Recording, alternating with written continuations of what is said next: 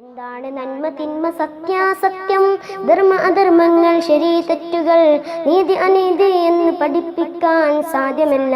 പിഴവ് പറ്റും, പിന്നെ ആർക്ക് കഴിയും?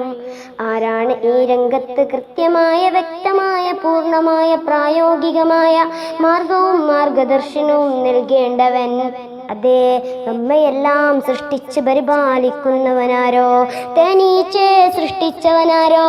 ആ തേനീച്ചക്ക് തേനെവിടെയാണെന്ന് കണ്ടെത്തുവാനുള്ള മാർഗവും മാർഗദർശനവും നൽകിയവനാരോ? ആർട്ടിക്കിൽ നിന്ന് അന്റാർട്ടിക്കിലേക്കും അന്റാർട്ടിക്കിൽ നിന്ന് ആർട്ടിക്കിലേക്കും ദേശാന്തരഗമനം നടത്തുന്ന ആർട്ടിറ്റേണുകൾക്ക് കൃത്യമായ വഴിയും വെളിച്ചവും മാർഗവും മാർഗദർശനവും നൽകിയവനാരോ? സർഗാസോ കടലിന്റെ ആഴിയിൽ നിന്നും യൂറോപ്പിലെ ശുദ്ധനദി തടാകത്തിലേക്ക് 36,000 കിലോമീറ്ററുകൾ യാത്ര ചെയ്യുന്ന സാൽമൺ മത്സ്യങ്ങൾക്ക് കൃത്യമായ വഴിയും വെളിച്ചവും മാർഗവും മാർഗദർശനവും നൽകിയവനാരോ? അവൻ തന്നെയാണ് നമുക്കും ഈ രംഗത്ത് കൃത്യമായ വഴിയും വെളിച്ചവും മാർഗവും മാർഗദർശനവും നൽകേണ്ടവൻ. എന്ത് ചെയ്യണം, എന്ത് ചെയ്യരുത്, എന്ത് പറയണം, എന്ത് പറയരുത്, എങ്ങനെ ജീവിക്കണം, എങ്ങനെ ജീവിക്കരുത്, എന്ത് തിന്നണം, എന്ത് തിന്നരുത്, എന്ത് കുടിക്കണം, എന്ത് കുടിക്കരുത് എന്നീ തുടങ്ങി മനുഷ്യ ജീവിതത്തിന്റെ വൈയക്തിക കുടുംബ ദാമ്പത്യ സാമ്പത്തിക സാമൂഹ്യ രാഷ്ട്രീയ മേഖലകൾ തുടങ്ങി മനുഷ്യ ജീവിതവുമായി ബന്ധപ്പെട്ട നിഖില മേഖലകളിൽ കൃത്യവും വ്യക്തവും പൂർണ്ണവും പ്രായോഗികവും മാനവികവുമായ മാർഗദർശനം നൽകാൻ സ്രഷ്ടാവിന്റെ മാർഗദർശനത്തിന് മാത്രമേ കഴിയൂ. അതല്ലാത്ത ഒന്നിനും സാധ്യമല്ല. അതുകൊണ്ട് പരിശുദ്ധ ഖുർആൻ പറഞ്ഞു, ബിസ്മില്ലാഹിർ റഹ്മാനിർ റഹീം, ഖുൽ ഇന്ന ഹുദല്ലാഹി ഹുവൽ ഹുദാ. ദൈവികമായ മാർഗദർശനമാണ് ശരിയായ മാർഗദർശനം.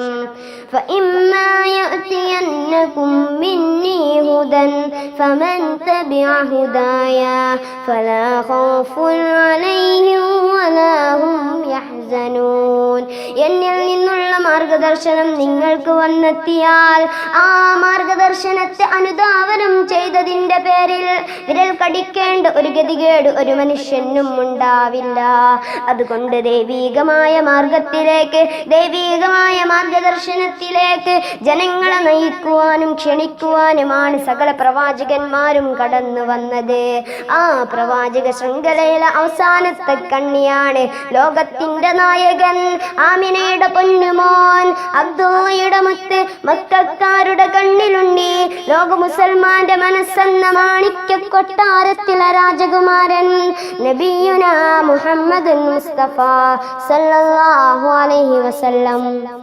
ആ പ്രവാചകനെ പറ്റി പലപ്പോഴും നാം അറിഞ്ഞത്, പലപ്പോഴും നാം മനസ്സിലാക്കിക്കൊണ്ടിരിക്കുന്നത് അറബികളുടെ പ്രത്യേക ഗോത്ര നേതാവോ അതല്ലെങ്കിൽ കേവലം ഒരു അറേബ്യൻ പരിഷ്കർത്താവോ എന്നൊരർത്ഥ തലത്തിൽ. എന്നാൽ ആ മഹാപ്രവാചകനെ പരിശുദ്ധ ഖുർആൻ പരിചയപ്പെടുത്തുന്നത് വമാ അർസൽനാക ഇല്ലാ കാഫതൻ ലിന്നാസി ബശീറൻ വനദീറാ വലാകിന്ന അക്സറന്നാസി ലാ യഅലമൂൻ. ലോകത്തെ മുഴുവൻ ജനങ്ങളിലേക്കും സ്വർഗത്തെ പറ്റിയുള്ള സന്തോഷവാർത്ത അറിയിക്കുവാൻ, നരകത്തെ പറ്റിയുള്ള ശക്തമായ താക്കീത് നൽകാൻ സൃഷ്ടാവിനാൽ നിയോഗിതനായ പ്രവാചകനെന്ന് ഖുർആൻ ലോകത്തേക്ക് പഠിപ്പിക്കുകയാണ് സുഹൃത്തേ. ആ പ്രവാചകന്റെ ജീവിത മാതൃകയിലേക്ക് വിരൽ ചൂണ്ടുന്ന പരിശുദ്ധ ഖുർആൻ, ബിസ്മില്ലാഹിർ റഹ്മാനിർ റഹീം, വമാ അർസൽനാക ഇല്ലാ റഹ്മതൻ ലിൽ ആലമീൻ.